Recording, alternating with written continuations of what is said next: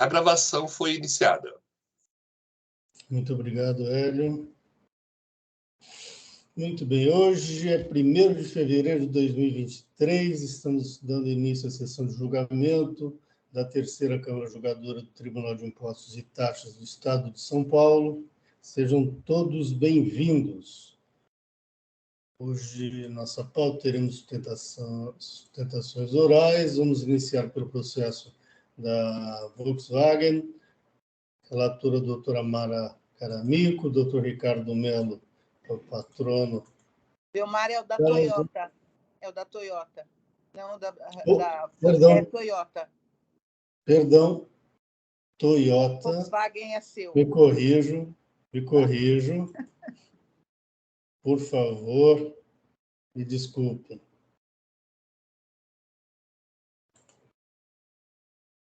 Só um minutinho.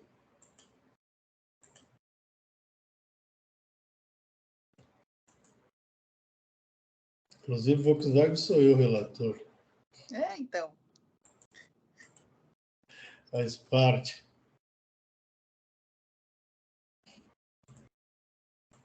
Deixa eu registrar, doutora Mara. Eu não consegui porque não está aberto. Eu preciso registrar. Você abriu da sustentação oral.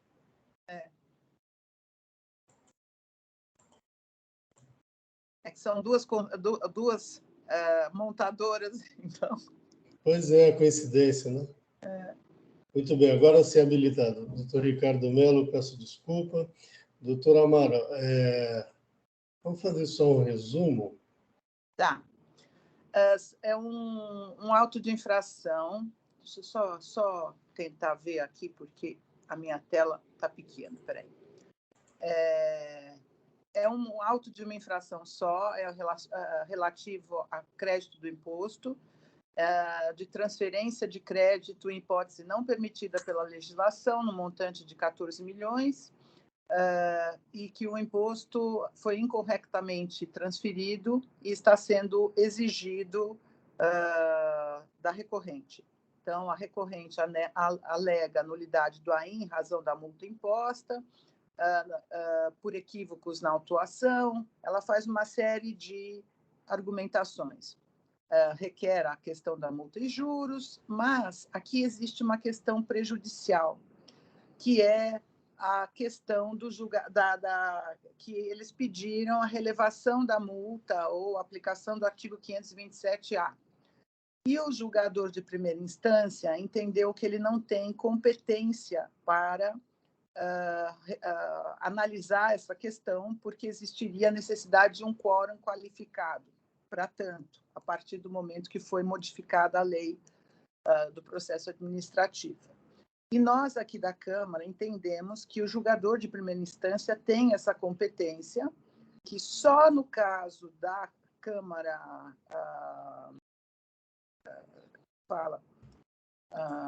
quando há o recurso, vamos dizer assim, das câmaras superiores aqui, das câmaras ordinárias e da Câmara Superior, é que haveria necessidade desse quórum para a aplicação do 527-A.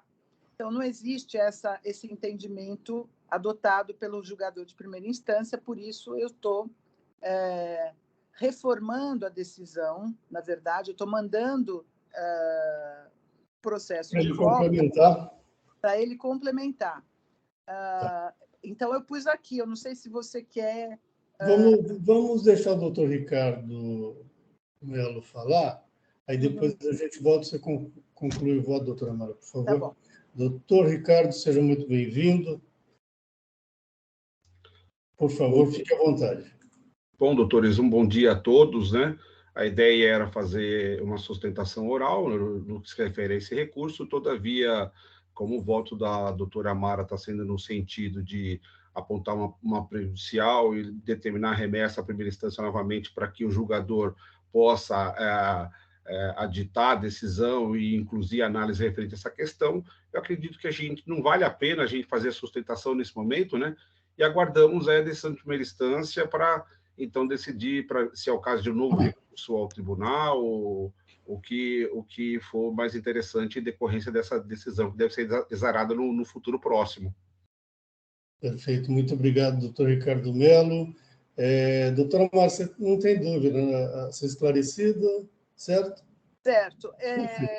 Os demais componentes da Câmara já tomaram conhecimento do voto da senhora. Por favor, conclua. Então, eu só concluí o seguinte, isto posto, ressalto que a decisão de primeira instância deverá ser revista e não anulada, né, como a gente tinha visto, Isso. nesse ponto, porque é possível o julgador de primeira instância analisar a possibilidade de aplicar o artigo 527-A do RICMES, verificando se o contribuinte preenche as condições exigidas pela referida norma, deve, portanto, se posicionar e analisar a possibilidade ou não de sua aplicação ao caso concreto, a fim de que não haja supressão de instância, porque tem competência para fazer. O quórum qualificado exigido pela legislação atual é apenas para a segunda instância de julgamento.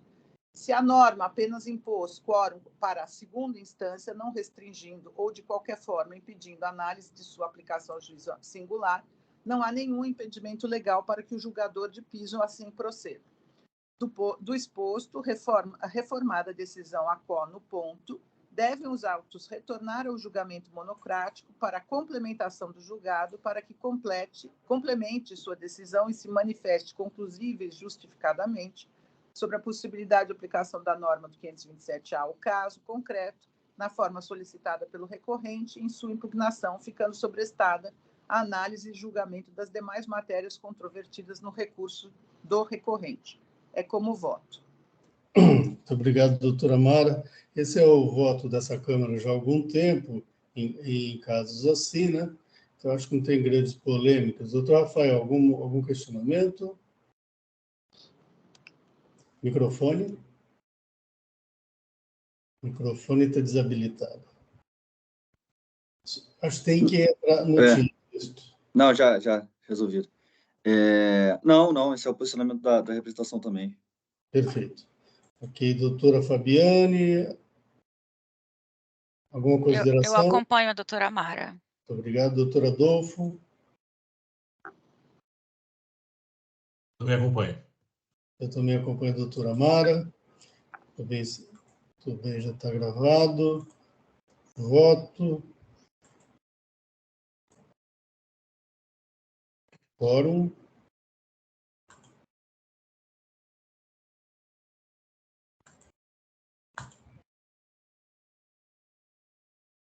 Votação.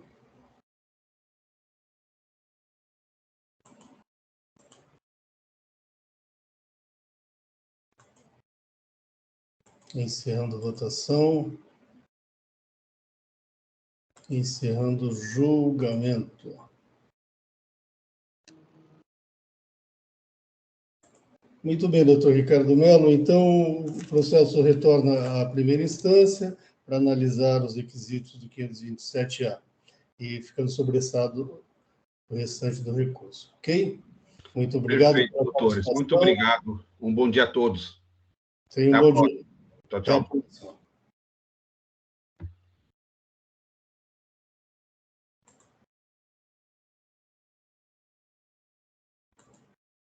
Muito bem, nós temos agora a Toyota, né? Agora sim, Toyota.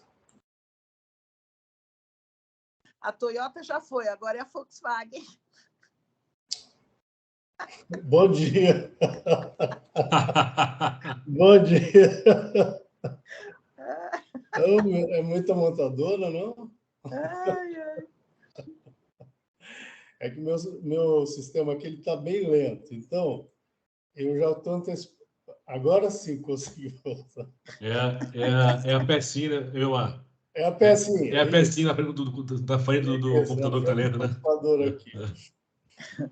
Ai, meu Deus do céu. Que coisa.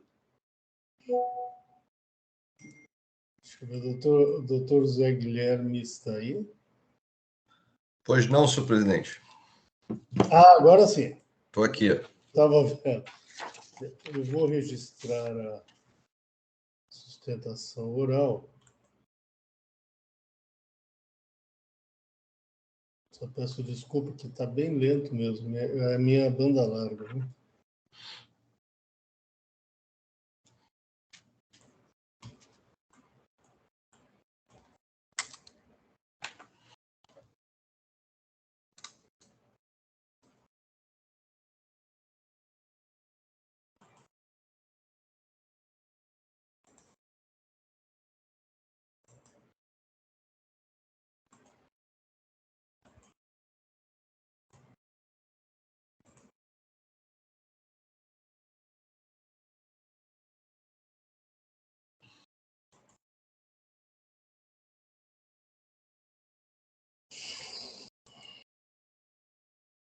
Muito bem, eu sou o relator, Volkswagen. Aqui é crédito indevido de ativo permanente após transcorrido o prazo de 48 meses da entrada dos bens. Sendo bem objetivo essa acusação, doutor José Guilherme, por favor.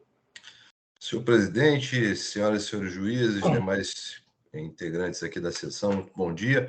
Eu vou ser muito breve aqui nessa exposição, porque eu já tenho conhecimento das posições, né, expressadas aí pelo Tite, as diversas posições, mas a gente gostaria de destacar aqui, reforçar nossa perspectiva sobre o caso. Então, o fiscal ele glosa os créditos extemporâneos lançados no bloco G, né, de ativo imobilizado, por entender que eles foram apropriados, foram escriturados após 48 meses da entrada do bem. Então, a gente analisando aqui o sistema tributário brasileiro, as regras gerais, a gente vê que em todas essas disposições você tem um prazo de 5 anos, né? E não existe um prazo isolado ou claro, assertivo, inferior a esse interregnum. Você tem, evidentemente, hipóteses de formas de contagem de prazo decadencial, você tem diferentes sistemáticas de considerar o termo inicial, etc. Mas seria, no mínimo, exótico entender que uma regra vinculada à não cumulatividade pudesse ter um prazo inferior a 5 anos, né?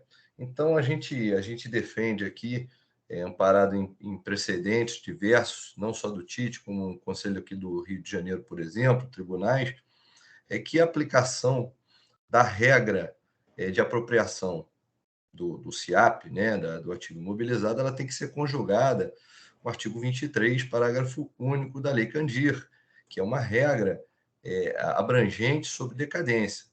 E, a nosso ver, ela engloba toda e qualquer mercadoria, bens, né, porque a própria Lei Candir trata o bem do ativo imobilizado como mercadoria também, né, se a gente for olhar lá no artigo 20, no parágrafo 5º. Então, a gente entende que essa conjugação, essa interpretação sistemática e lógica, ela tem que ser aplicada. E aí você tem dois cenários a partir dessa aplicação, dois cenários possíveis, né? O primeiro seria considerar que toda a regra exposta ali no parágrafo 5º do artigo 20, que rege a forma de compensação do ativo imobilizado, é procedimento, né? 1,48 é procedimento. E ele está sujeito, sim, a uma regra de 5 anos decadencial, que seria o direito material. Isso é uma perspectiva. A outra seria uma conjugação desses dois prazos, né? Que é uma tese mais digamos assim, isolada, mas é uma tese plausível, que seria a cada nascimento, né? A cada início de um novo ciclo de possibilidade de creditamento, você teria mais 5 anos para frente. Porque é bom lembrar, excelências, que o fato da empresa estar se acreditando lá na frente não é bom para ela não está ganhando, né? Porque o crédito ele é depreciado, o bem fica depreciado. Então, imagina, se eu me acredito lá na frente de um valor, aquele valor não foi corrigido, aquele valor não vale mais aquilo que ele era, e tampouco aquele bem do ativo imobilizado. Então, imagina que se eu quero vender, a máquina deprecia, a máquina fica inutilizada, eu perco aquilo tudo. Ou seja, quanto mais eu estendo esse período, pior para a empresa. Então, na verdade, considerar o prazo decadencial de 5 anos não é uma vantagem propriamente. A gente tem que considerar isso num contexto. Então, a gente está defendendo aqui, né, as entradas, o nascimento, o fato gerador, digamos assim, dos créditos, se eu não me engano, fevereiro a julho de 2011, e os creditamentos foram feitos no início de 2016. Então, portanto, dentro do prazo expresso do artigo 23, parágrafo único da Lei Candir, o prazo de 5 anos para apropriação desses valores. Então, essa base argumentativa que a recorrente está apresentando a Vossas Excelências, citando também precedentes que corroboram esse entendimento. Eu agradeço a oportunidade, senhor presidente. Muito obrigado, doutor Zé Guilherme. Eu, como relator, não tenho questionamentos. Representação fiscal, algum questionamento, advogado? Não, presidente. Ok, muito obrigado, doutor Rafael. Doutora Fabiane, algum questionamento? Nenhum questionamento. Muito obrigado, doutora Mara. Muito obrigado, doutor Bergamini. Nenhum. Muito obrigado. Então, eu passo direto ao voto. Vou direto ao voto. Por falta de interesse de agir da recorrente, não conheço das alegações recursais no sentido de que a multa tipificada no auto de infração foi calculada não pelo valor histórico do ICMS supostamente pago a menor, mas pelo seu valor atualizado, requerendo o recálculo da multa lançada no impugnado e a inaplicabilidade dos juros previstos na Lei 3.918 de 2009. A glosa fiscal deu-se pelo valor original do crédito aproveitado indevidamente pelo recorrente, assim como não foi exigido juro, conforme se comprova pela mera leitura do DDF de folha 4, eis que a recorrente apresentava saldo credor em montante superior ao crédito indevido, conforme constou do relatório circunstanciado que instruiu a acusação fiscal. Transcrevo. No mais, coisa do recurso que preenchido seus requisitos, sem reparo a fazer na decisão ACOR. Improcedente alegação recursal de, abre aspas, extinção da totalidade do crédito tributário pela decadência, fecha aspas, contando-a na forma do artigo 150, quarto do CTN. Em casos do tipo, este Tribunal de Impostos e Taxas já tem posição consolidada através da súmula 9 de 2017, que é vinculante no âmbito desse tribunal, no sentido de que se aplica o artigo 1731 do CTN. Vou dar um pulo no voto. Isto posto, a recorrente não nega a ocorrência dos fatos noticiados no AIS Ordial, não havendo controvérsia quanto a eles, portanto. No AIS Ordial, o fisco glosa crédito de ICMS escriturados extemporaneamente no livro registro CIAP pela hora recorrente, nos meses de janeiro a junho de 2016, decorrentes de entradas de bens do ativo imobilizado no estabelecimento autuado no ano de 2011. Conforme defendido pela douta fiscalização, os aludidos créditos de ICMS seriam ilegais, em virtude de, supostamente, terem sido lançados no CIAP, após transcorrido o prazo de 48 meses, estabelecidos no inciso 7º do parágrafo 5º do artigo 20 da Lei Complementar 87 de 96, as palavras da recorrente, que eu faço uma citação. Transcrevo os artigos 19, 20, parágrafo 5º, tal da Lei Complementar 87 de 96, e também o artigo 23. Transcrevo também o artigo 61 do RICNS, parcialmente. Para concluir, sem razão a recorrente, quando alega que foi correto o aproveitamento dos créditos dentro do prazo de 5 anos, por força do, abre aspas, artigos 23, parágrafo único da Lei Complementar 87 de 96, bem como artigo 61, parágrafo 3º do RICNS, fecha aspas. Dado que tais dispositivos compõem um conjunto das normas gerais que regulam o direito ao aproveitamento dos créditos a que se refere. Entretanto, o direito à apropriação de créditos decorrentes especificamente de entradas de mercadorias destinadas ao ativo permanente é regulado por norma especial, a qual prevalece sobre a geral por conta do princípio da especialidade. Norma essa prevista no artigo 20, parágrafo 5º da Lei Complementar 87 de 96, cujos incisos 1º e 7º estabelece textualmente que a apropriação será feita à razão de 1,48 por mês, devendo a primeira fração ser apropriada no mês em que ocorrer a entrada no estabelecimento, e que, ao final do 48º mês, contado da data da entrada do bem no estabelecimento, o saldo remanescente do crédito será cancelado. Em síntese, quanto ao direito à apropriação de crédito decorrente de entradas de mercadoria destinada à integração no ativo permanente, o contribuinte tem o prazo de 48 meses para exercê-lo, na forma prevista na legislação. Eu acho que tem um microfone aberto. Doutora Amara. Ok, muito obrigado. Voltando. Em síntese, quanto ao direito à apropriação de crédito decorrentes de entradas de mercadoria destinada à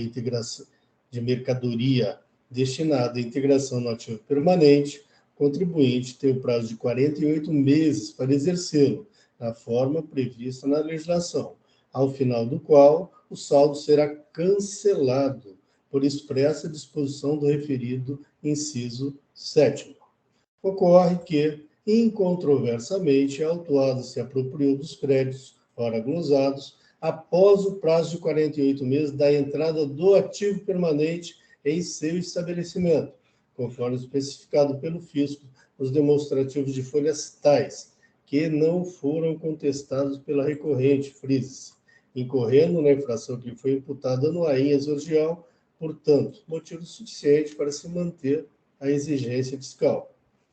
Para facilitar o entendimento dos demonstrativos, cito o seguinte trecho do relatório. Ele explica como ele montou os demonstrativos e facilita bem.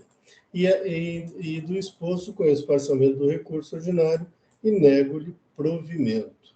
É como votei, que já antecipei o voto para os senhores. Portanto, pergunto, representação fiscal, alguma manifestação?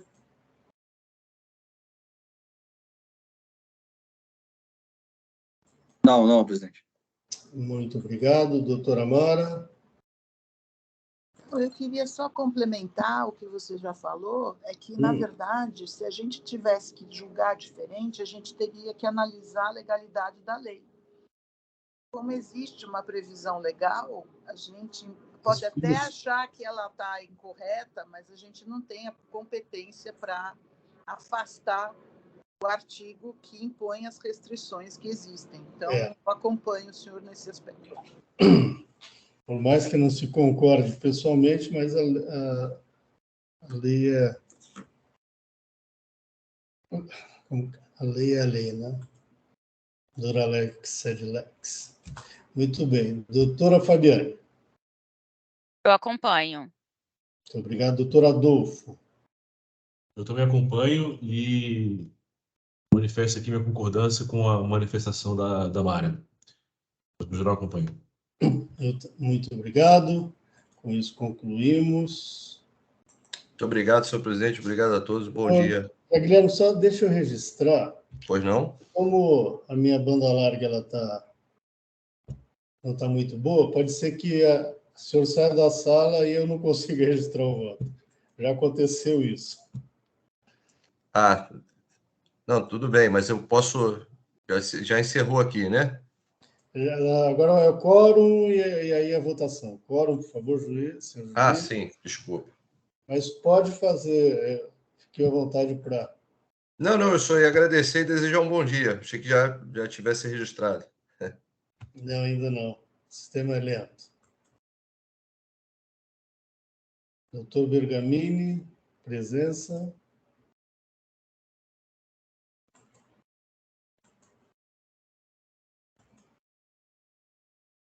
Muito bem, agora sim, em votação.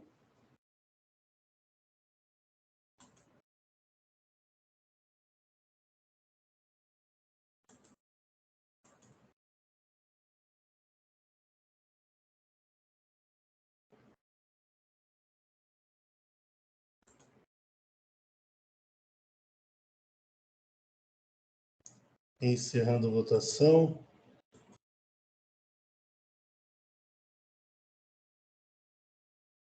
Encerrando o julgamento. Muito bem, doutor Zé Guilherme. Agora sim, encerrado o julgamento. Muito obrigado pela presença. Até uma próxima e tenha um bom dia. Bom dia. Um abraço. Tchau, tchau. Bom dia. Muito bem. Nós temos uma sustentação oral ainda, certo, doutor? Cadê o doutor André? Doutor André, FMC, doutor André? Não, CNH. CNH. Isso. Vamos lá. CNH, o doutor Bergamini, o relator. Vou registrar a sustentação oral.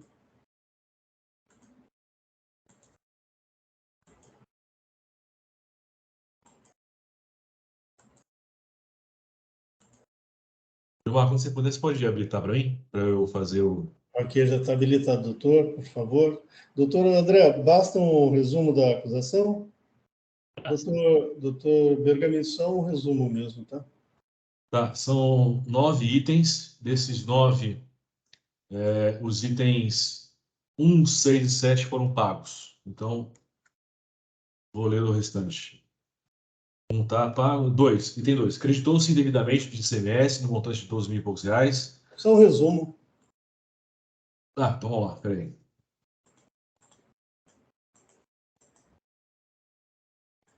Vamos lá. Os itens 3, 5 e 9 se refere a crédito devido em operações de demonstração. Então, ele creditou o retorno da demonstração. O item 2 é retorno de conserto. Ele creditou esse semestre no retorno de conserto. O item 4 é crédito relativo a valor superior não destacado na nota fiscal. E o item 8 é crédito sobre itens que o contribuinte julgou que seria para utilização em insumos de industrialização e o fisco considerou que é uso e consumo. É isso. Perfeito. Doutor André, por favor, fique à vontade. Bom dia a todos. Um prazer estar aqui com vocês nessa manhã. As infrações foram bem resumidas pelo doutor Adolfo, e são 6, portanto, 6 infrações que estão sendo analisadas neste recurso, mas a minha sustentação, eu vou destacar apenas 2 discussões, que eu posso condensar algumas infrações conjuntamente, como é observado pelo doutor Adolfo. E o objetivo da sustentação, primeiro, é destacar o entendimento já manifestado pela Câmara Superior em diversas outras ocasiões, inclusive em processos da própria recorrente.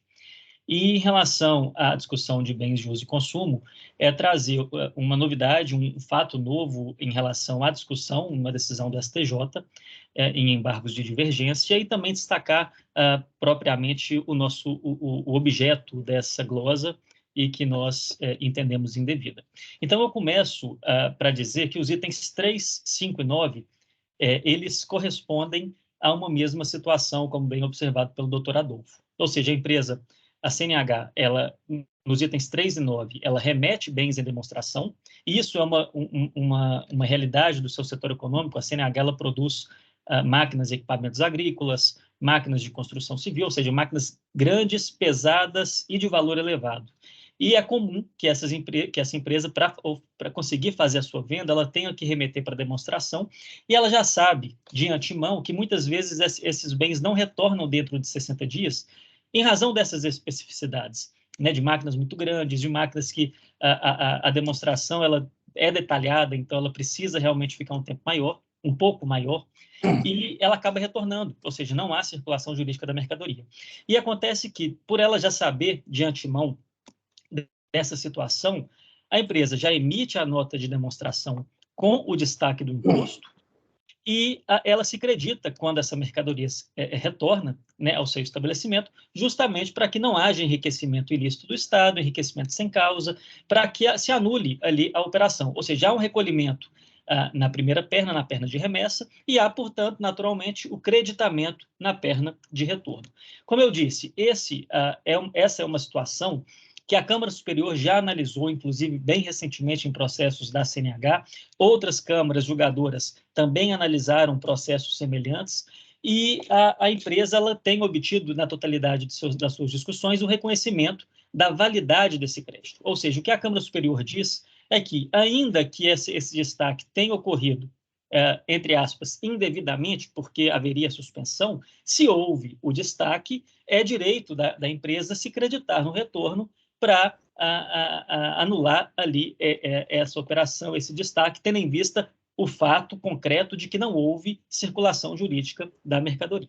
Como eu disse, esse é o entendimento da Câmara Superior, mas nós também identificamos, mais recentemente, a publicação aconteceu em 2019, embora as consultas sejam datadas de 14 e 15, nós localizamos, inclusive, respostas de consulta ao contribuinte nesse mesmo sentido, confirmando que, nessa hipótese, havendo o destaque na remessa, o crédito é autorizado no retorno. Portanto, em relação a esse item, não só porque, como eu disse, há solução de consulta favorável ao contribuinte, mas também porque há uma reiterada jurisprudência desse TIT, inclusive reiterada da Câmara Superior, eu destaco que, no último caso, o julgamento foi unânime, né, no nosso caso, um julgamento unânime da Câmara Superior, o direito ao crédito deve ser reconhecido. Então, portanto, nós pedimos o reconhecimento do direito ao crédito relativo aos itens 3, 5 e 9, por se tratarem de uma mesma situação, de uma mesma fundamentação legal,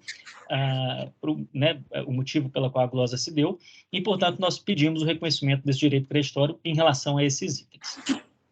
Passo, então, para o item 8, que é o item da discussão acerca da classificação ali de uma nota fiscal, das mercadorias adquiridas em uma única nota fiscal, cuja discussão é conhecida, uso e consumo ou produto intermediário. Não quero, não pretendo entrar aqui na discussão, né? Vossas senhorias conhecem bem. Inclusive, eu tive um processo em que a doutora Mara votou nesse sentido que nós defendemos. Isso já tem um tempinho, acho que era até na outra Câmara de Julgamento, mas o fundamento nosso aqui é de que esse produto, as aquisições, elas se referem a produto intermediário e não a produto de uso a bens de uso e consumo, como entendido pela fiscalização. Em relação a esse item, como eu disse, eu gostaria primeiro de destacar apenas uma grande novidade, uma decisão publicada em 12 de dezembro do ano passado, ou seja, bem no finzinho ali antes do recesso forense, em que o STJ proferiu uma decisão em embargos de divergência. O que eu quero dizer com isso? Unificando um entendimento, uma controvérsia havida no âmbito do tribunal, em embargos de divergência, o STJ proferiu a decisão, e me permitam apenas dar o destaque para um trecho, em que é dito que, com a edição da Lei Complementar 87, ampliaram-se significativamente as hipóteses de creditamento de ICMS, permitindo o aproveitamento dos créditos referentes à aquisição de quaisquer produtos intermediários, ainda que consumidos ou degradados gradativamente, desde que comprovada a necessidade de sua utilização para a realização do objeto social do estabelecimento empresarial. Então, é uma decisão que consolida a interpretação do STJ,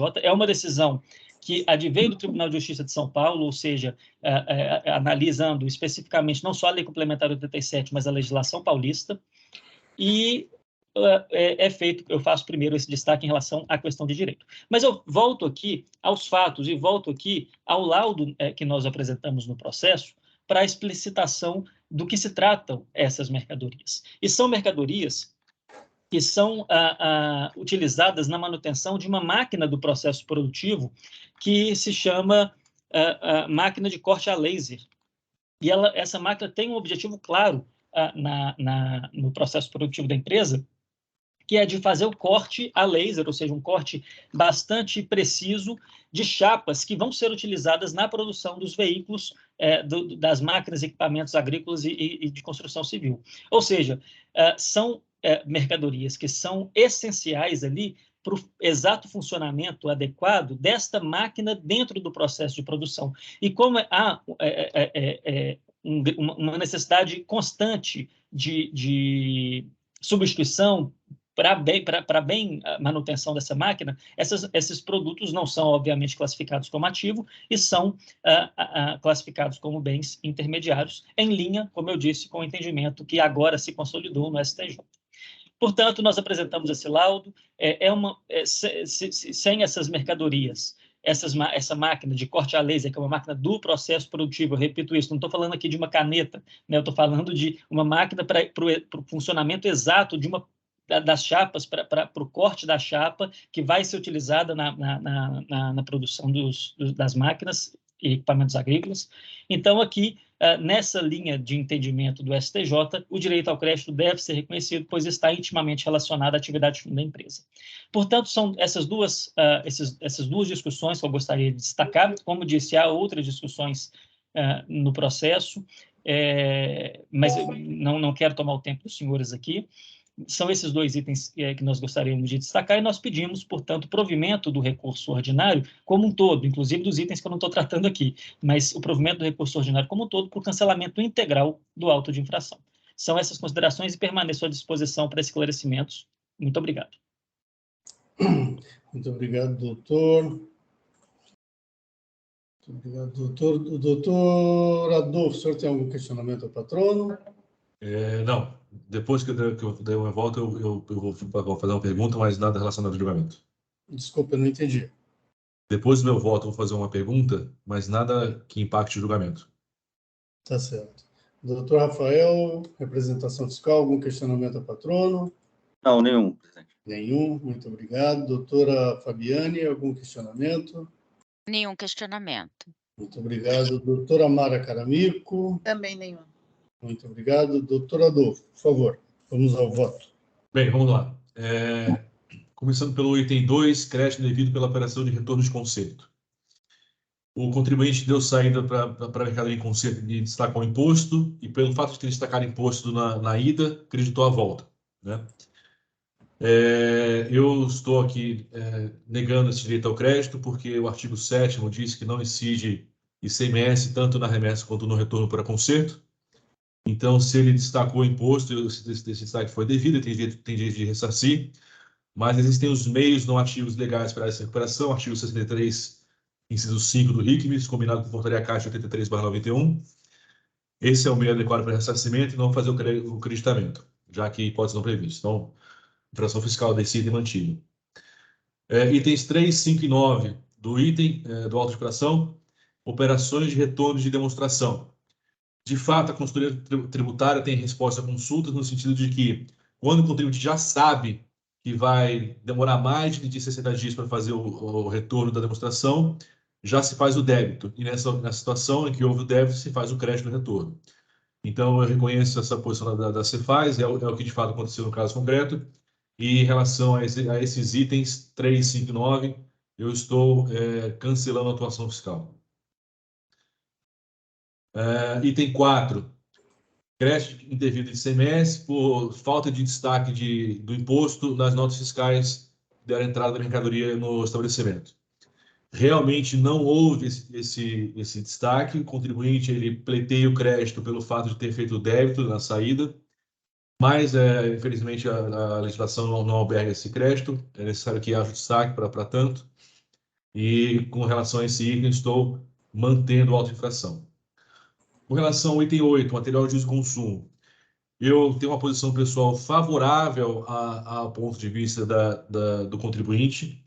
Realmente me parece que as normas paulistas não restringem o crédito de ICMS sobre insumos ao desgaste imediato e integral no momento do contato com o piso fiscal.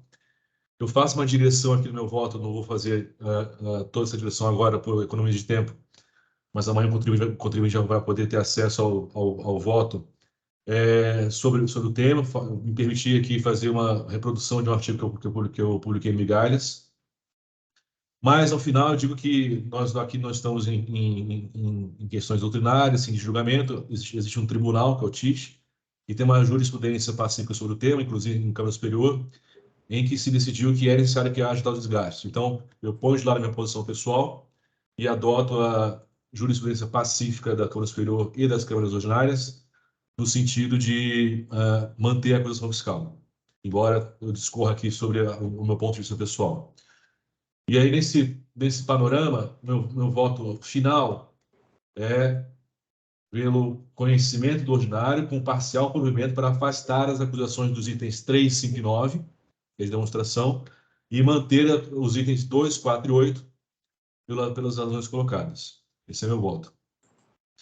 Doutor, Belmar, antes de você distribuir a votação, doutor, eu, como coloquei aqui, eu tenho uma posição pessoal que favorece vocês. mas eu não vi essa decisão da STJ no final do ano passado.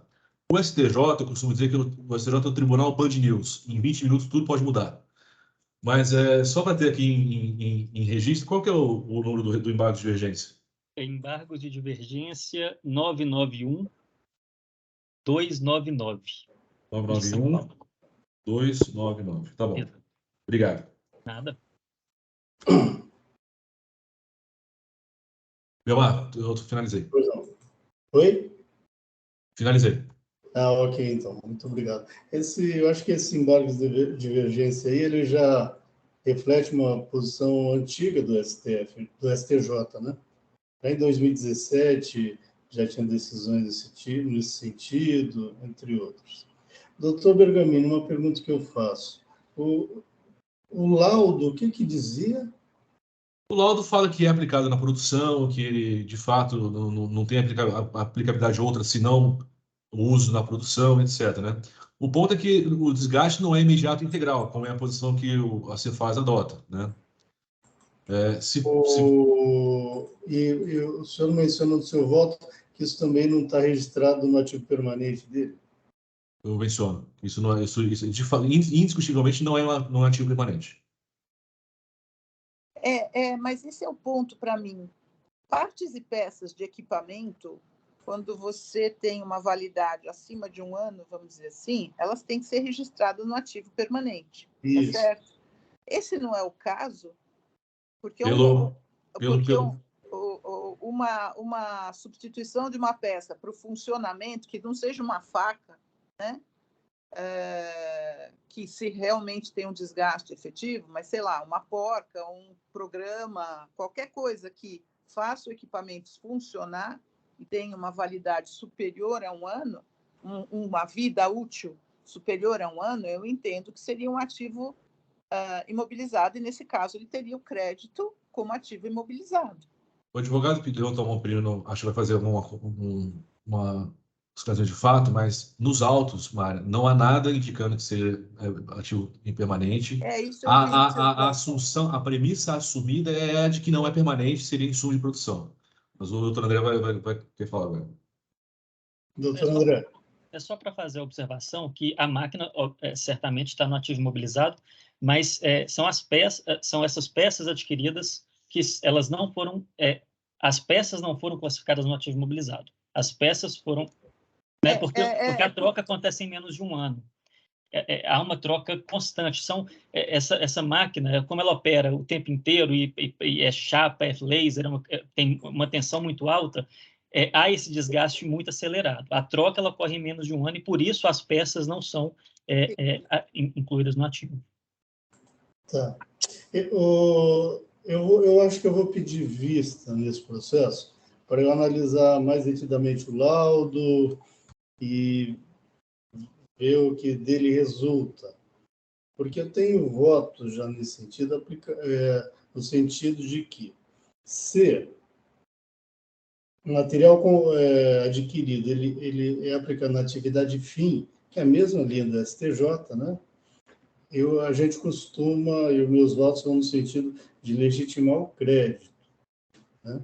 É diferente uma faca que participa diretamente do processo produtivo.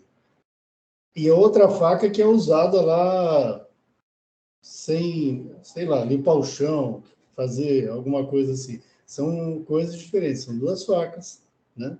Só que uma participa do processo produtivo diretamente e outra não.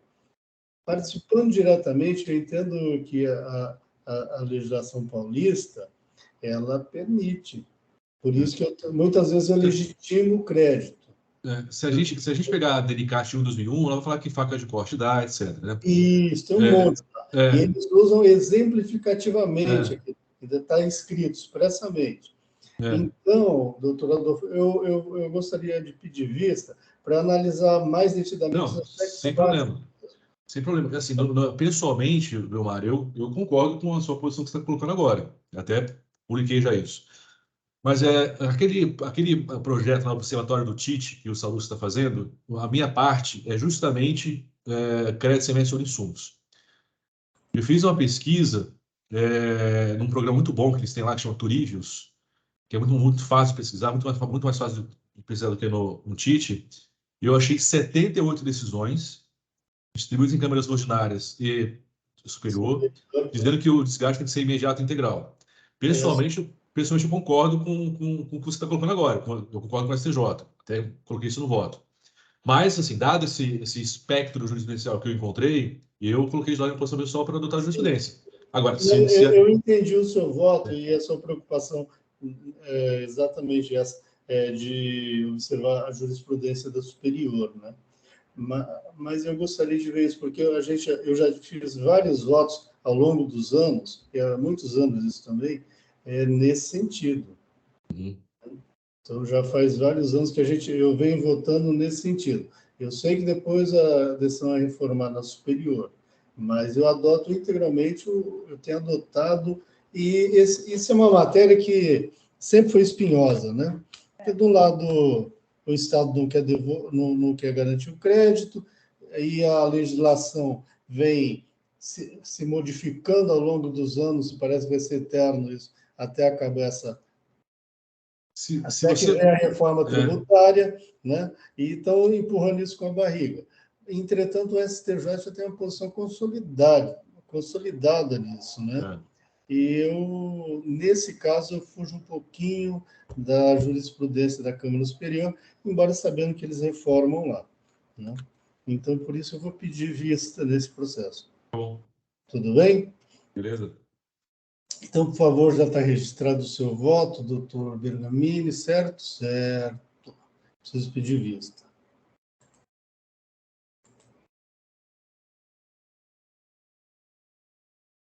Concedida a vista.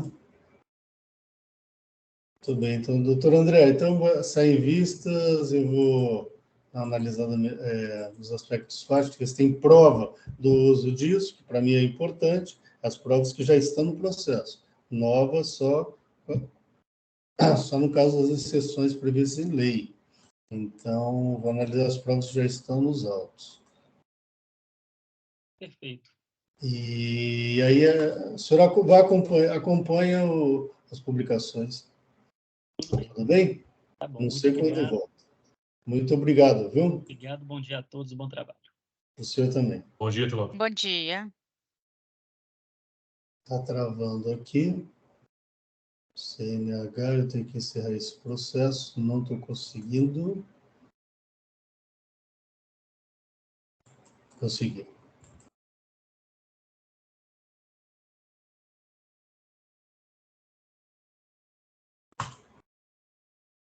Muito bem, acho que chegamos ao último processo. Agora voltou para a minha tela. Doutora Fabiane, FMC Química do Brasil. Sim. Eu vou editar. Uhum. Habilitado já.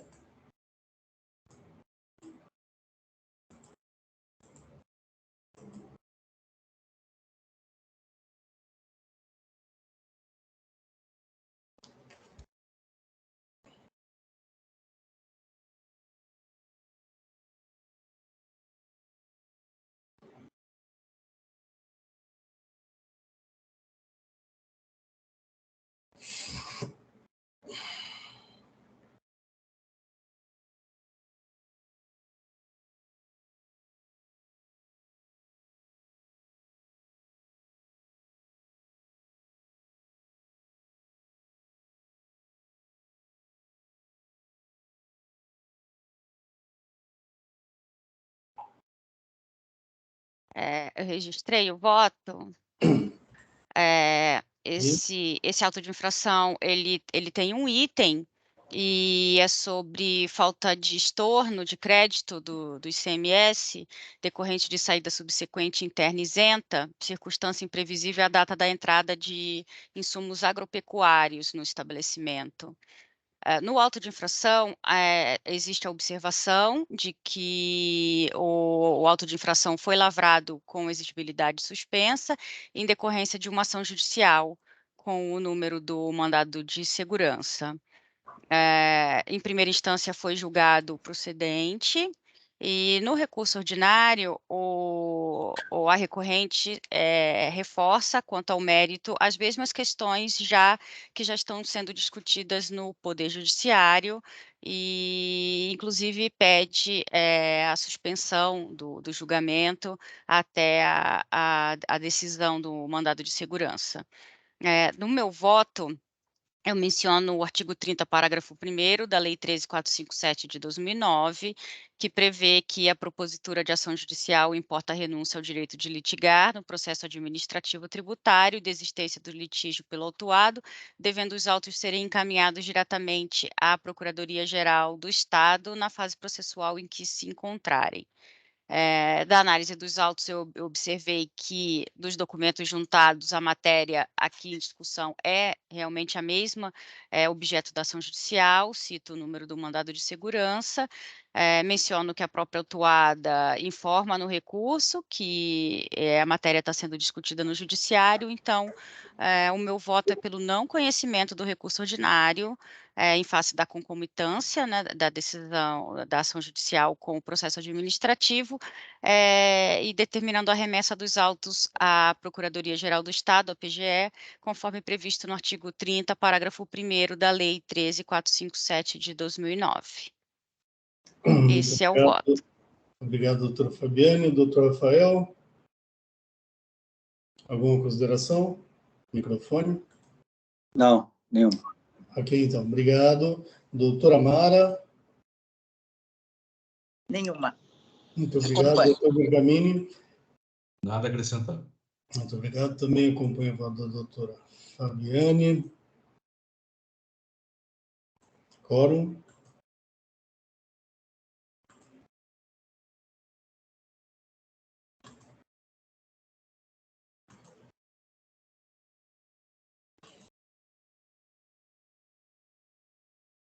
Em votação.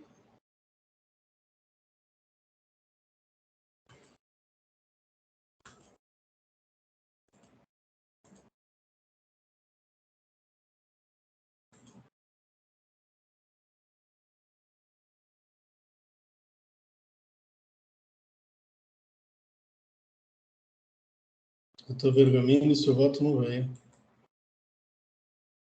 Estou tentando aqui, estou com um problema, só um minutinho.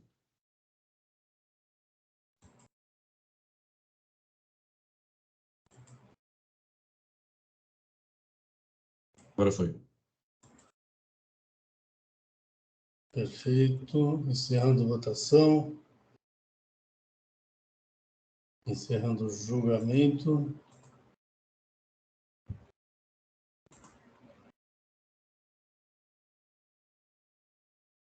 Muito bem, com isso, concluímos a pauta de hoje.